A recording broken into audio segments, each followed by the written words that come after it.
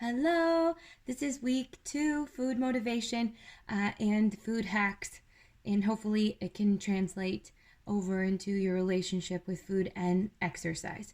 We're going to talk about the benefits of redlining through your workouts on your central nervous system and why that is so important. And we're also going to talk about just busting a few myths with food. So by now, your body is trusting you a little bit more, and it's able to either gain lean muscle mass if that's what you're after, or it's able to let go of what you don't want it to hang on to anymore, as far as fat storage or just toxicity and built up kind of just stress that we hold as well in our body. So hopefully we've got some more water happening, we've got regular exercise happening, and hopefully that's what happened for you last week, and that you'll be able to reap the benefits of that this week and keep it going. Something that's very likely to happen is that if we can be really cheeky and we can do the opposite of what we want to do, and it's totally normal when we're in a state of overwhelm. It's so easy to get sad almost. So sometimes when we see other people like posting food, or maybe we were posting food, but then we think, like, to heck with it. It's really good that this is hard. It's important to know that it should be hard, because that means that things are changing. Because if it's not hard, then we're staying the same or going backwards, and nothing is changing. And it's hard when you don't have a good relationship with food or exercise or anything, but it can be really tempting to stay there because it's familiar. So this is a pattern that can often happen when we're trying to make a change. There's this part of us that when fear strikes and overwhelm kicks in, we just go to what we know. If you've ever been lost and just kind of overwhelmed, like lost driving around, or just you go back to what you know. You kind of start retracing your steps, or that's how when we have addictions, we go back to what's familiar. But there's this part of us that's so restless because we want better. We want to do great things. So, for example, let's say a friend was going to say, let's go for a walk, but they didn't tell you how hard that walk was going to be because that just so happened to be climbing Mount Everest. It's really important to know what we're up against so that we can be ready and recognize and understand we're going to need support, we're going to need supplies, we're going to need everything to welcome that success. Because for most of us, it doesn't just like, everything fell into place and now it's lovely. It takes a lot of work, right? And we're going to need to know not just that it's going to take a lot of work, because that's overwhelming when we don't know what to do. So you have this goal kind of fidgeting around inside of you, and you're feeling unsettled because you feel like you've gone after it lots and lots of times. And so, you just already kind of got that angry, just kind of edge and worry in us. And then we're going to try this again, but we didn't know what to do, so that's why we didn't make it. So we want to simplify that and strip it down to the principles of it's good that it's hard, but you have to know why you want to go where you want to go, wherever it is. If you want to be, and the more detail, the better. If you want to be in your 70s playing soccer and being free, then visualize that to make that a reality. And it's also really important to know what we're up against if sugar is involved. So sugar is like a drug, like refined fake sugar. It is a drug. And if somebody was going to go to rehab to deal with like a drug or alcohol problem, we meet them with support. We're like proud of them. We there's respect to somebody who's going to be doing that. But there is this kind of trap when it comes to food. It's almost like a disrespect if we're going to be trying to work on ourselves. It's like we set ourselves up for failure, and people, if we're not supported around us, kind of want us to fail as well, because then they don't have to come along. And it's also kind of perceived as weak, and it's just really healthy to um, be able to say out loud, um, like, I have an addiction to food, or and it doesn't have to be an addiction to food. Let's say I haven't been eating enough food, so it's my goal that I'm going to eat more food on a regular basis. Whatever it is, it's important to bring it out into the light, because we cannot be successful and hide it. It really doesn't work very well. So we want to be honest about it, and that doesn't mean we need to share that with everyone, but we need to surround ourselves with our people that are closest to us in our life, particularly those that do that activity. In this case, eat with each other. It's helpful to know, hey, these are my goals, these are my hours, this is kind of what I'm going to be eating, and we can do it together. And it doesn't need to be rigid, because life is so lovely, and there's going to be chocolate cakes and all these lovely things to go along with it. Because if we have to be perfect, we're never going to be anything other than stuck, because we're just not perfect. It's just not an option.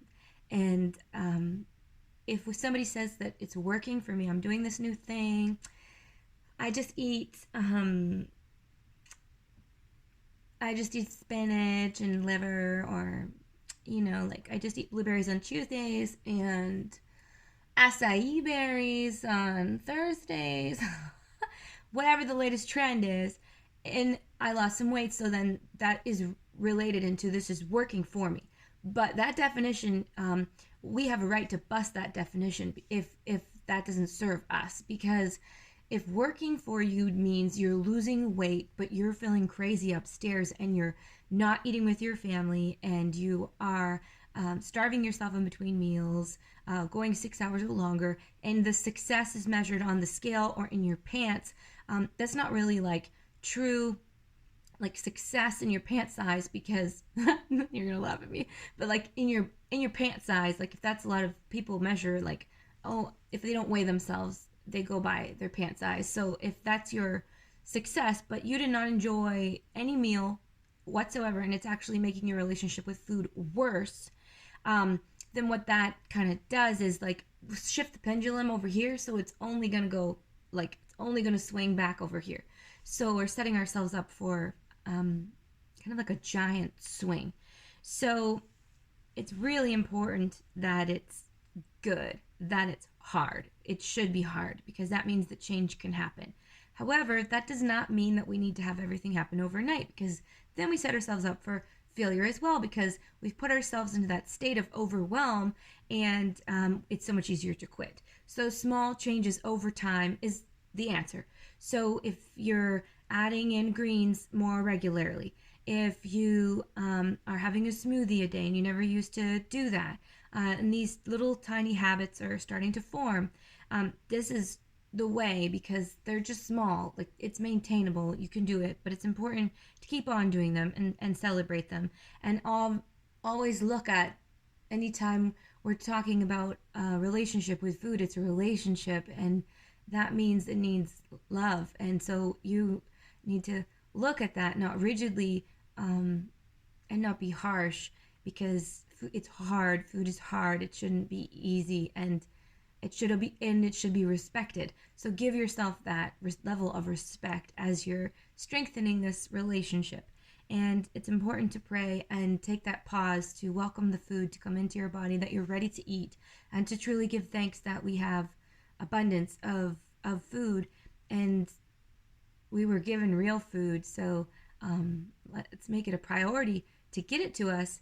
And it doesn't matter where you are or who you're with, when you're out, like, it's really lovely to just pause and pray. And if you're not religious, it doesn't need to be that way. It can be a breath where you close your eyes and you breathe and you calm your body and you smell the food and you're just grateful, and it'll taste so much better. And the people that you're with will feel their food will taste so much better. It'll be calm.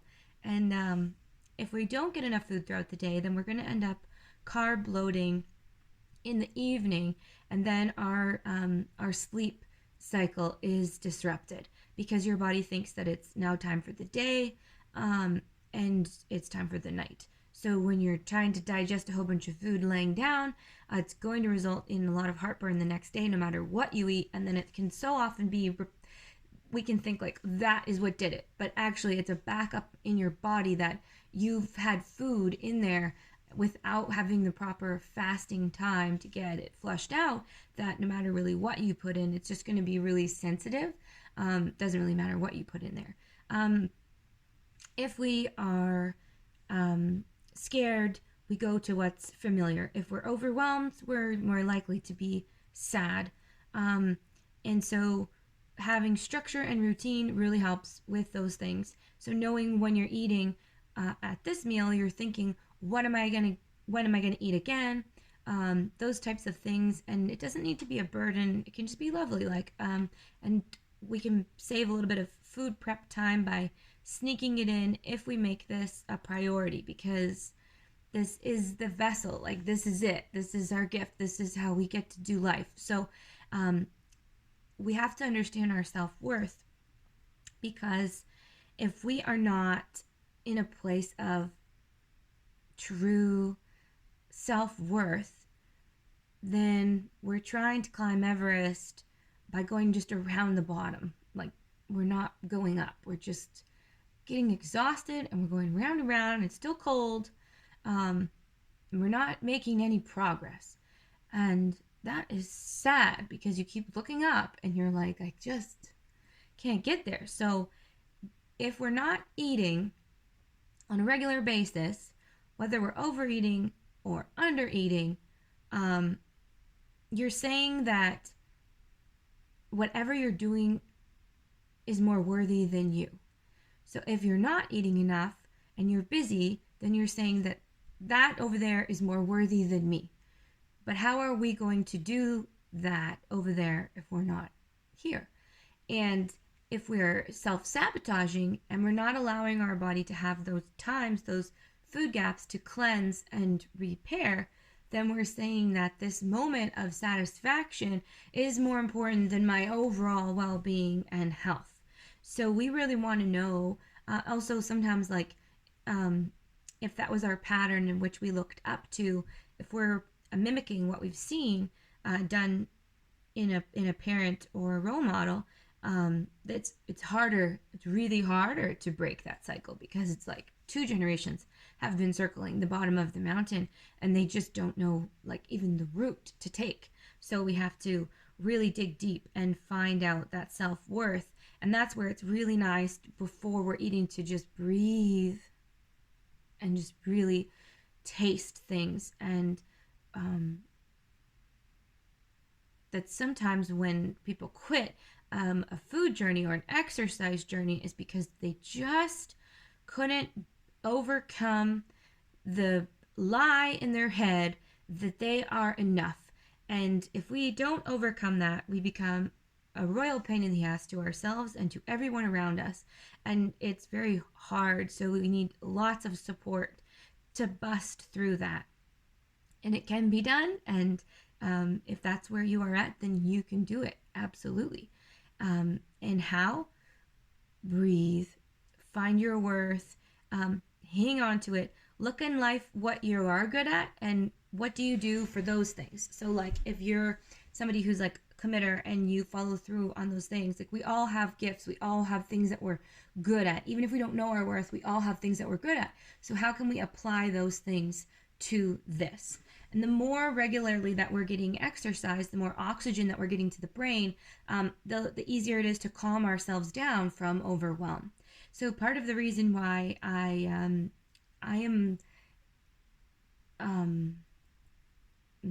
we're making progress here. We really are. And I think one of the reasons why I've been able to do, like, life's basic functions is because I redline on a regular basis. So what does that mean? So that means that on a regular basis, I have been pushing my brain to the point with exercise. It took a long time to work up to this, because when you're in that point in exercise where you're just like beat and you feel like you can't take another breath, when you have trained progressively to get to that point safely for your body, and you can hit that scary place, um, and your body has more oxygen flood the brain. And then what is so cool is like it asks these proteins to go to the brain, um, and brings those nutrients there, which is just incredible. So that is what happens when you push it so much that your CNS system requires that oxygen release, and like those endorphins, um, like the endocrine system, is so flooded with oxygen that basically you've been pushing yourself to a scary place, and your brain has to understand how to come back out of it. So for like uh 15, 17 years on the regular, I've been pushing myself to that place on a regular basis, a few times a week. And that has been able to teach my brain, when things are hard, it's like never as hard as life's hard, but my CNS is used to overcoming that. So when I had my scans done for going through things with PTSD, that was something that they noticed, was that my brain was quick to send blood there, and that would be why. It's just because it already knew how. So life is very hard, and when we push that threshold on the regular, it can be helpful to heal. It should never be used as a coping mechanism. If we are, it's not good to block out emotion. We want to feel the emotion. So that's not what I'm saying. It's really healthy for your brain to get lots of oxygen on the regular basis, and then everything just works a lot better. And you have to earn the right to go there, right? Because it starts with pushing it a little bit, and it starts with like building up muscle strength, and then building endurance, and then being able to push yourself to that place of just like where you feel like you can think so clearly after. There's a reason for that. So I wanted to talk about leafy greens. So it's really important to be getting those beautiful, they're so beautiful, and to see the appreciation in them. So one of the silliest things over the years that a client said was, well, I just have peanut butter toast because it's just too much work to use a blender to make a smoothie. And I was like,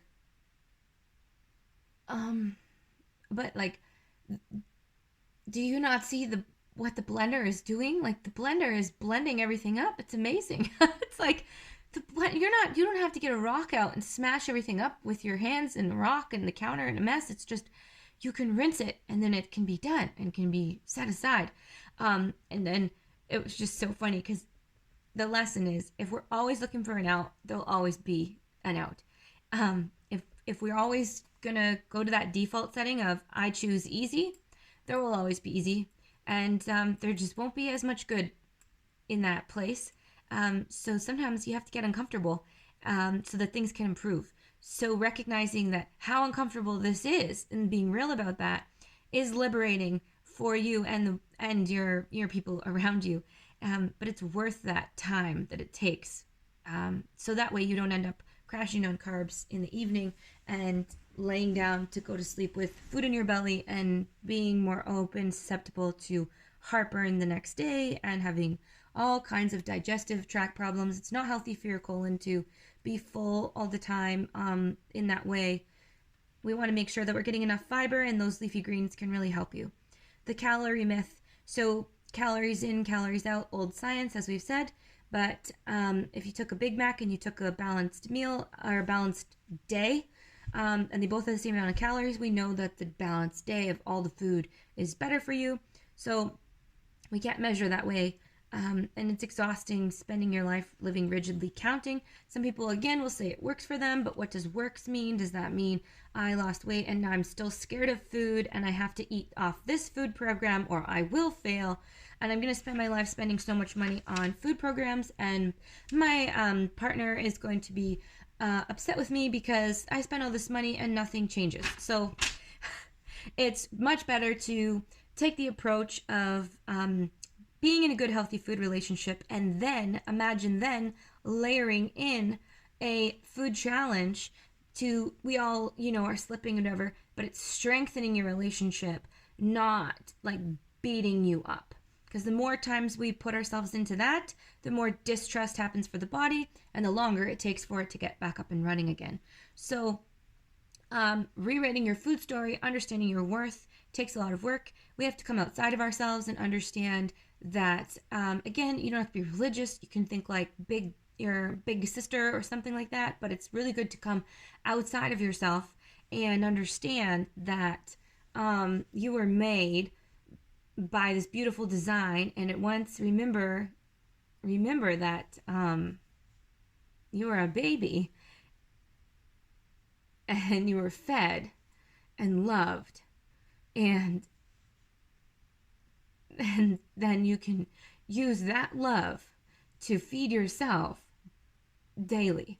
That's how important you are, even though you're not a baby anymore, just a big baby. Just kidding. But use that love to remind yourself of why you need to eat. We have to come outside of ourselves, because sometimes we can care more about others than we do ourselves. So it's important to remember your worth, because someday, on like the darkest of days, oh,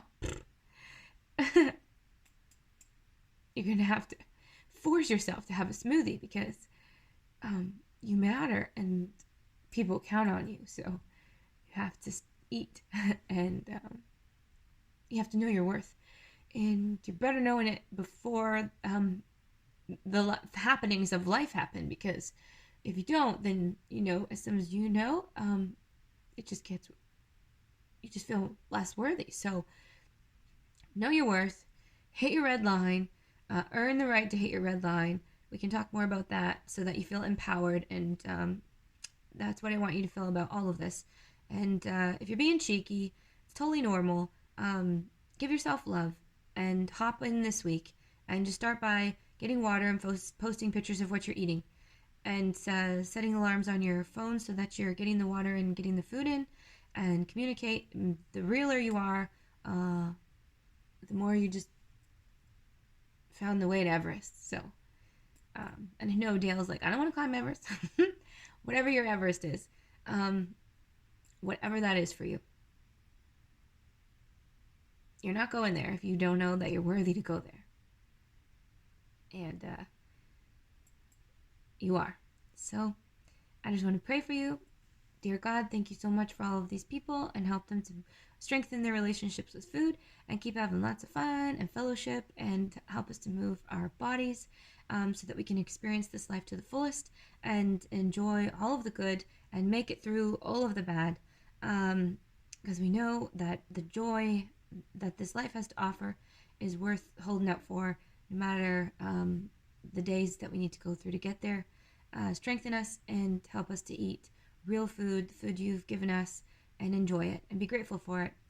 In your name we pray. Amen. Amen. Have a good week.